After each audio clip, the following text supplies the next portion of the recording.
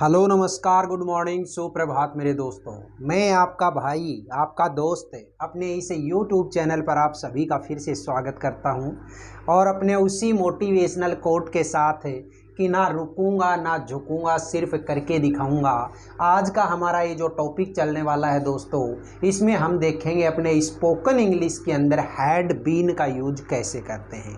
कल और परसों 2 दिन की जो हमारी क्लास थी उसके अंदर हम देख रहे थे हैज बीन और हैव बीन का यूज।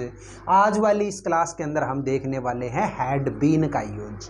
देखिएगा, जिस तरीके से आप लोगों ने हैज बीन और हैव बीन के अंदर देखा तो वहाँ पे हमारे किसी भी हिंदी के सेंटेंस के लास्ट में जो साउंड थी वो क्या थी? से रहा है, से रही है, से रहे हैं।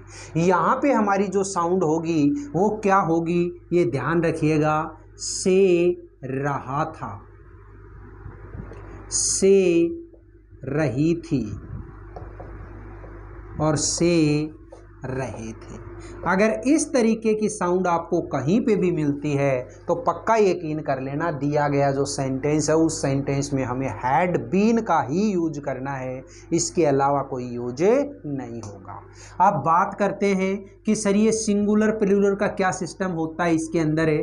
तो हैड बीन होता है, ये हैड बीन आपके ऑल सब्जेक्ट के साथ में आएगा। ऑल सब्जेक्ट्स यानी कि सारे के सारे जो सब्जेक्ट होंगे, चाहे वो सिंगुलर हो चाहे प्लूरल हो, किसी तरीके का हो, आपका आई ही वी सी कुछ भी, ठीक है, हर किसी के साथ में क्या काम में लेओगे? Had been. और ध्यान रखिएगा कि हैड बीन के बाद में आने वाली मेन जो वर्ब होती है, इस मेन वर्ब की हमेशा कैसी फॉर्म लगाओगे? Fourth form. Fourth form means first form plus ING। इतनी सी बात आप लोगों को ध्यान में रखनी है और मैं वादे से कह सकता हूं कि हैड बीन का कोई भी सेंटेंस हो आप उसको हिंदी से इंग्लिश और इंग्लिश से हिंदी में ट्रांसलेट कर ही लेंगे। अब हम देखते हैं सबसे पहले इसकी फर्स्ट टाइप सेंटेंस की, कौन सी? Affirmative sentence. और अफर्मेटिव जो सेंटेंस होता है इसका स्ट्रक्चर क्या होता है मेरे साथियों? सबसे पहले लगाओगे सब्जेक्ट, इसके बाद में लगाओगे आप हैड बीन, इसके बाद में लगाना वर्ब की फोर्थ फॉर्म और इसके बाद में लगाओगे ऑब्जेक्ट। आप कहोगे सर ये स्ट्रक्चर तो समझ में आ गया, एग्जाम्पल करके बताओ। तो मैंने एक एग्जाम्पल दिया, जैसे बच्चे पिछले 2 घंटे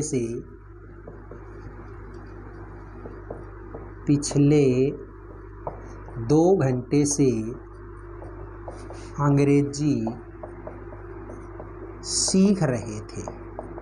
ठीक है, आपको तो केवल ये साउंड पकड़नी है, से रहे थे। ठीक है, ये साउंड अगर है तो आप अब सेंटेंस को बनाइएगा। सेंटेंस के अंदर सबसे पहले सब्जेक्ट, तो सब्जेक्ट क्या है? बच्चे, और बच्चे हैं तो इसको क्या बोलोगे?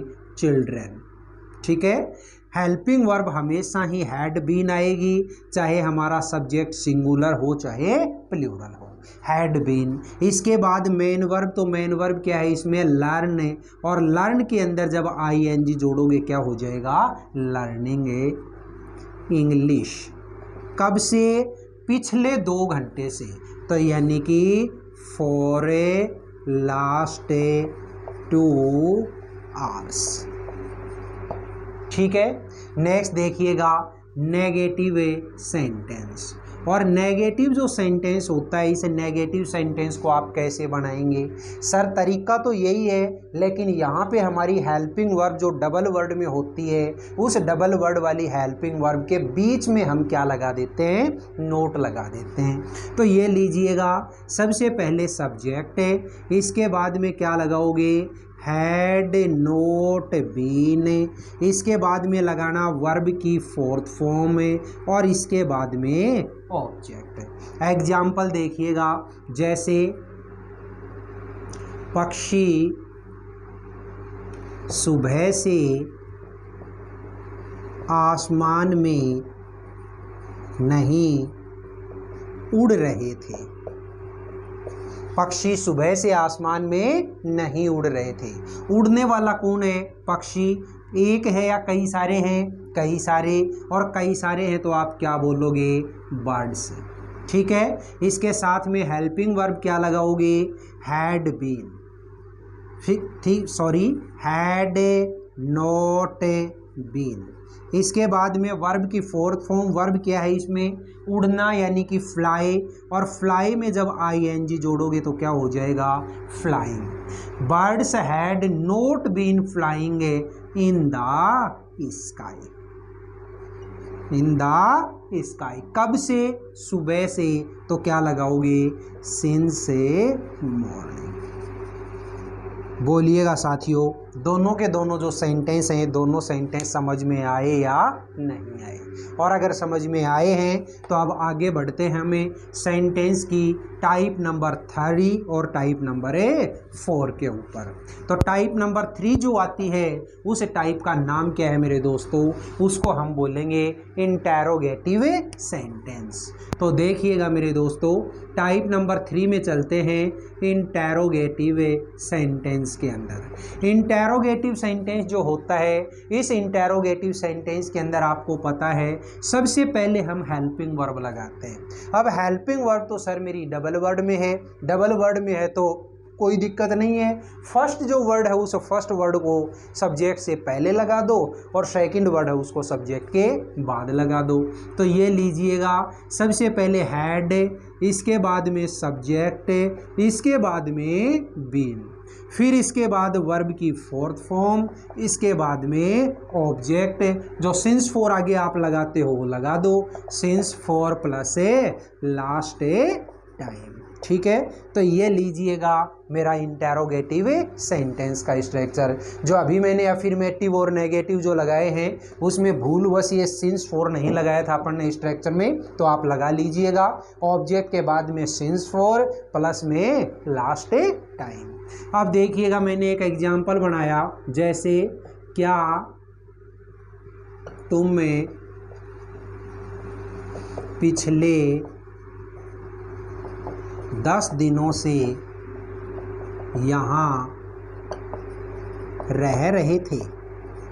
ठीक है, तो देखिएगा, सबसे पहले क्या लगाया मैंने, हैड, इसके बाद इसका सब्जेक्ट है यू, इसके बाद में बीन, फिर इसके बाद में मेन वर्ब। तो मेन वर्ब क्या है यहाँ पे, रहना, और रहना को क्या बोलेंगे आप, लिव।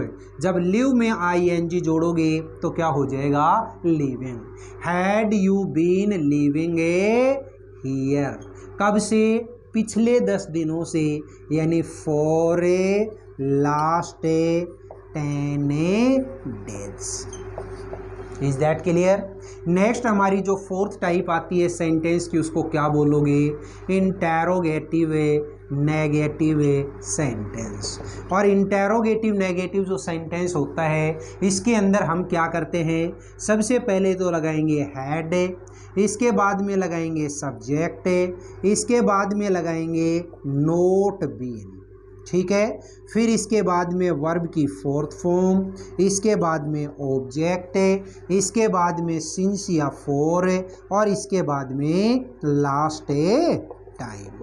ठीक है, और लास्ट में लगा दो क्वेश्चन मार्क। अब देखिएगा, इसका एग्जाम्पल बनाया मैंने, जैसे क्या बाबू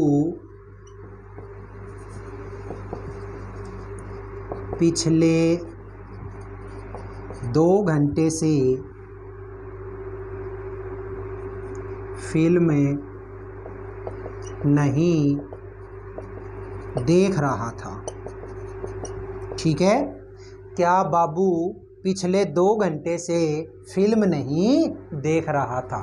तो क्या करोगे, सबसे पहले क्या लगाया, हैड, इसके बाद में सब्जेक्ट क्या है, बाबू, तो ये लीजिए बाबू। इसके बाद में क्या लगाओगे, नोट बीन, फिर इसके बाद वर्ब की फोर्थ फॉर्म, वर्ब क्या है यहाँ पे, देखना, और देखना के लिए क्या वर्ड होता है, वॉच। जब उस वॉच के अंदर आप ing जोड़ेंगे तो क्या हो जाएगा दोस्तों, वॉचिंग, वॉचिंग ए मूवी।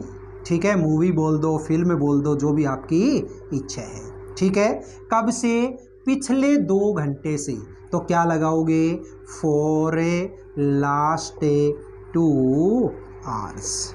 बोलिएगा मेरे साथियों, आज की इस छोटी सी क्लास में मैंने आपको ये हैड बीन जो होता है, इस हैड बीन का ओवरव्यू बताया और इस हैड बीन से बनने वाले 4 टाइप के जो सेंटेंस होते हैं, इन सेंटेंसेज के बारे में आपको बताया। वो समझ में आया या नहीं आया? इस क्लास के बाद में अपनी अगली जो क्लास होगी कल की, उसके अंदर इसी हैड बीन से रिलेटेड आपको कम से कम 10 सेंटेंस मैं करवाऊंगा। इसलिए मेरी कोशिश यही रहती है कि आप छोटी छोटी डोजेज के रूप में ये सारी की सारी जो यूजेज है, इन यूजेज को आप पढ़िएगा।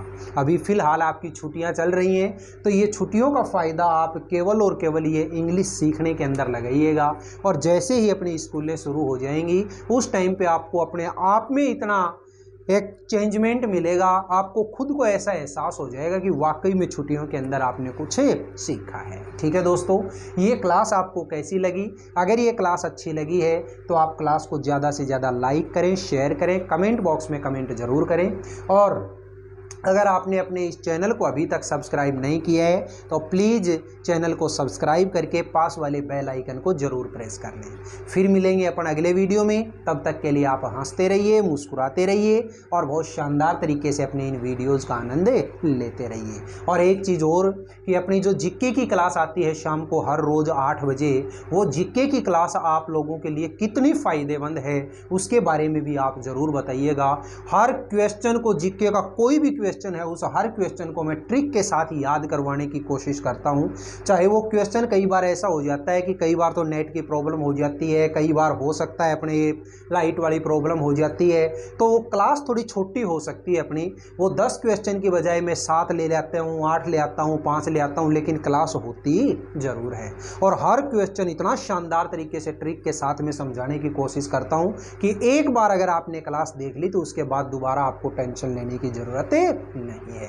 आप तो हर रोज़ क्लास लीजिएगा, इसके अलावा सारी टेंशन मेरी, आप कोई टेंशन मत लेना। ठीक है दोस्तों, फिर मिलेंगे, तब तक के लिए all the best, see you again next time.